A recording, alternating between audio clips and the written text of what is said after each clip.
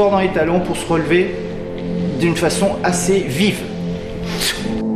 Des haltères à l'allure originale, des poids classiquement en fonte allant de 4 à 48 kg avec, pour particularité, une poignée excentrée et un fond plat, propice à des exercices de gainage pour le moins sportifs.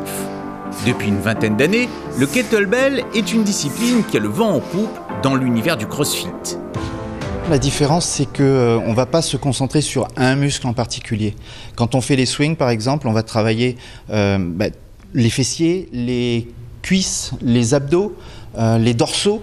On ne va pas se concentrer sur un muscle en particulier.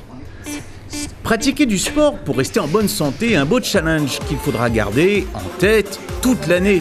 Car, question de tout donner sur une seule séance, le secret pour tirer le maximum de bénéfices de la discipline, c'est la durée. Plus c'est long, plus c'est bon. Mais comment déterminer la bonne fréquence ? Ça va vraiment dépendre de chaque personne, mais l'idée c'est d'avoir un rythme déjà. C'est-à-dire qu'il faut se garder une régularité, il faut pratiquer régulièrement. Certains vont pouvoir pratiquer une demi-heure tous les jours, et j'insiste sur le mot pratiquer, et pas s'entraîner jusqu'au maximum, c'est juste pratiquer, se respecter, s'entraîner avec son corps, et pas aller chercher systématiquement à se fatiguer. On veut qu'en sortant d'une séance, on ait plus d'énergie que quand on est rentré justement.